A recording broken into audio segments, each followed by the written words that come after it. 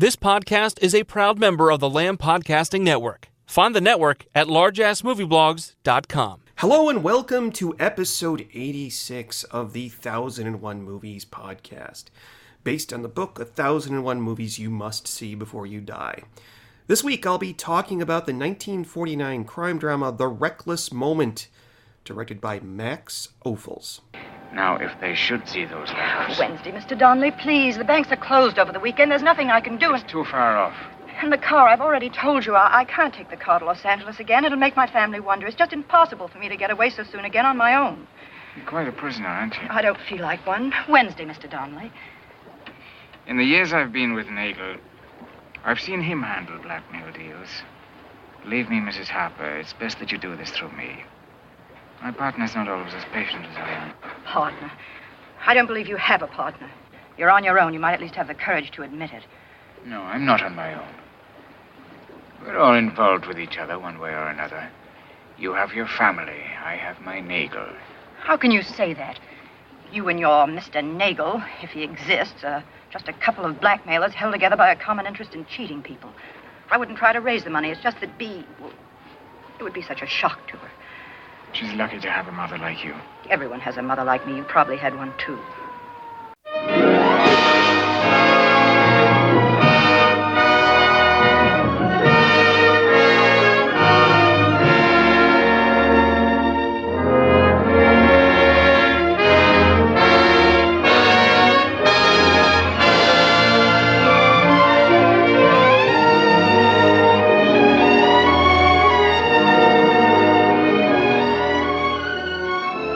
German Jew, Max Ophuls fled the Nazi regime to France, and then later to the United States, where his friend Preston Sturges used his influence to get Ophuls hired to direct a number of films.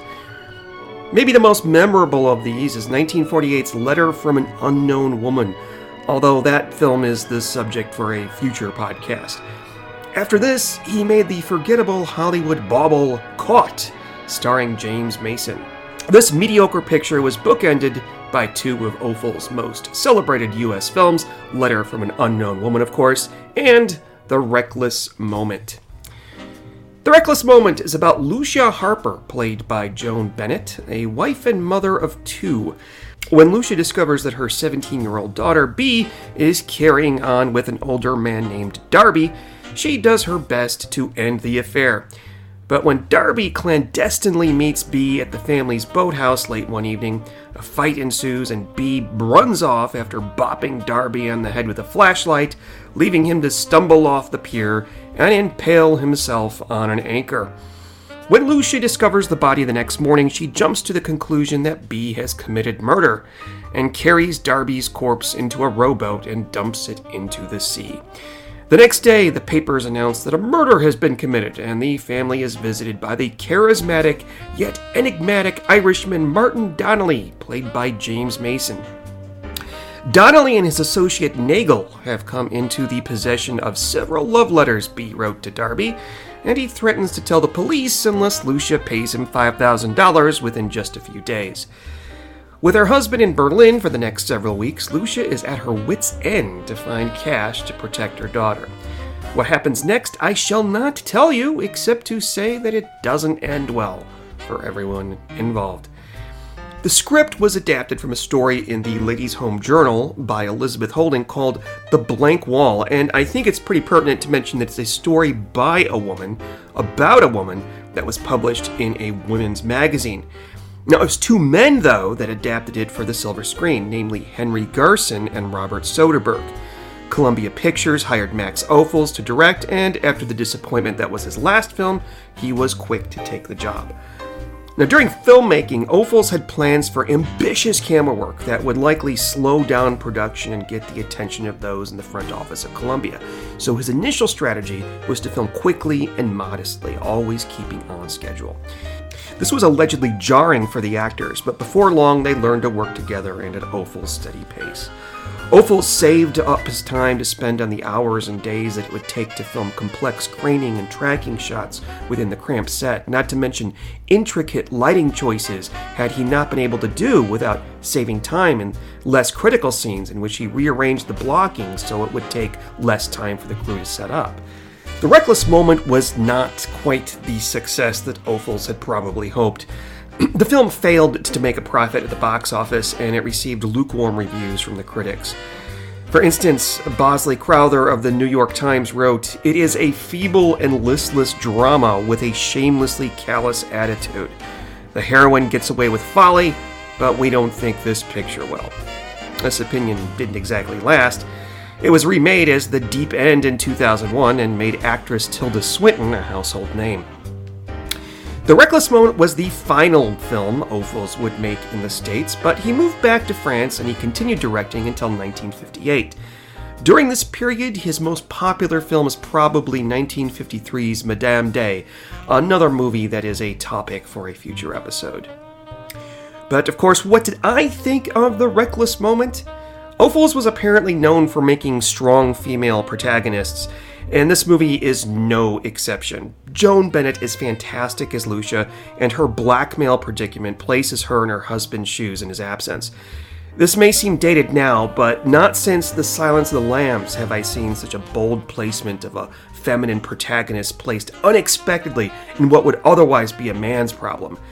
In a letter to her husband Tom, which she later discards, Lucia writes that she wishes he was there because her son is too young and her father-in-law is too old. This is magnified when she goes to a bank for a loan, but she's told that she can't apply for one without her husband's consent, an actual policy that existed into the 1970s in America. When she applies for a loan at a less than savory establishment, she's greeted by an elderly loan officer, and yet she still trips over herself. She doesn't know if she should say, make a loan or take out a loan. This leads to Lucia pawning off her jewelry for $800, giving up literally her crowning jewels of femininity. Then there's Lucia's blackmailer, the charming Martin Donnelly. In a scene in which the two sit in a car while crossing the Siena ferry, we learn that Donnelly, a criminal, seems to admire Lucia and her family situation. In an earlier scene, he greets and becomes friends with her son and father-in-law, the latter of which wants to invite Donnelly to dinner. Donnelly awkwardly seems to take the place of a domestic partner, shopping with Lucia at the drugstore and even buying her a gift in the form of cigarette filters. He points out that she smokes too much. I would love to imagine that Donnelly's gift is some sort of phallic representation of his placing Lucia in the position of master of the house, but I think that might be carrying things too far. Donnelly's admiration seems to culminate in a phone conversation with Lucia in which we only see and hear his side. This is what he says. Look now, I just called to tell you that he won't wait till Wednesday. He wants the money no later than Monday. And there is a nagel. I'm afraid there's very much a nagel. You don't believe me? Listen to me. Listen. If you could get half of it, you don't have to raise... I already told Nagel I wouldn't be wanting my share. And I'd like you to know, too, that if I had the money, I'd pay him off and that'd be the end of it. Are you there? Did you hear what I said? I wish you would believe me. I wish things could have been different in many ways. Only one good thing came of it. I met you. Now, on my first viewing, this appeared to be a confession of love, and it's a bit out of place to be giving it up for a woman you're supposed to be blackmailing, but the reality is that Donnelly is more obsessed with Lucia's family situation than Lucia herself.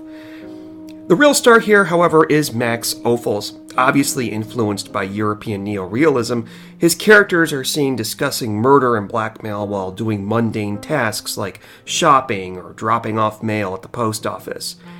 The first time we meet Donnelly, the tense conversation with Lucia is interrupted by her father-in-law carrying a Christmas tree into the living room, and we're reminded that all of this is taking place just a week before the holiday. In the same scene, Donnelly makes his entrance enclosed by shadows, and the tone of the picture becomes noir. This gets more intense later in the story when another death occurs, and The Reckless Moment has now become part of the same genre as Double Indemnity. Despite all the positive things I've had to say about it, this is not a great film, although it isn't the dire mess that the critics thought at the time. At its best, it's average Hitchcock, and I admit I can't imagine how this criticism would make poor Max Ophuls wince, although he was never really given the opportunities Hitchcock had when making Hollywood movies. The film's weakest link is James Mason, a brilliant character actor who I've loved in everything but this. It really doesn't help that his accent wavers back and forth from Irish to English, and I imagine the only reason for making Donnelly an Irishman in the first place was to give him some sort of credit as an underworld blackmailer. And making him Italian would, I imagine, not have made him as sympathetic to 1940s audiences who had been weaned out of the silent era with films like Little Caesar, which I discussed last episode. But like I said, Donnelly covets and admires Lucia's familial situation, and he's unwilling to destroy it. But nobody seems to have told Mason about this, and I think he may have been playing the role as if he was falling in love. As I mentioned earlier, however, repeated viewings can straighten this out, but it's no credit to James Mason. The moral linchpin of the film is not Donnelly, not the naive and confused Lucia, nor her family, but the Harper family's African-American maid Sybil, who acts almost like a cipher for the audience. She's there to point out to Lucia when the circumstances seem too suspicious and to accompany Lucia during the film's climactic finale. Like the gay best friend in 1990s films, the black maid of the 1930s and 40s seems to be relegated to roles like this, sometimes resulting in fatal consequences, like in Whatever Happened to Baby Jane, Play Misty for Me, Single White Female, or Copycat. Now, it's ironic that once the story has resolved and the family's back to normal, Lucia sits down for a phone call from her husband, Tom, in Berlin, and she's framed with the staircase balustrade in the foreground, as if she's imprisoned, seeming to indicate that now her role as family protector is finished.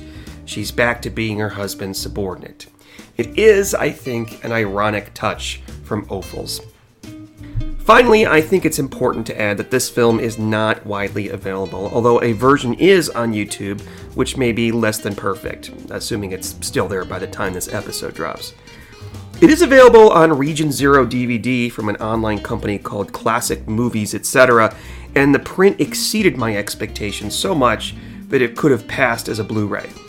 It also comes with a very technical commentary from a Max Ophuls biographer whose knowledge about the filming schedule may be interesting to some, but was a little too dry for my purposes. If you are willing to drop a few bucks to own it in your classic movie library, I would recommend seeking it out. That's all I have to say about The Reckless Moment. Tune in next week when I talk about 1948's classic Italian neo-realist film Bicycle Thieves, directed by Vittorio De Sica.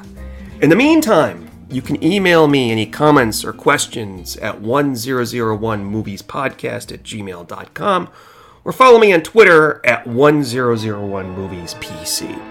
Until next time, happy viewing.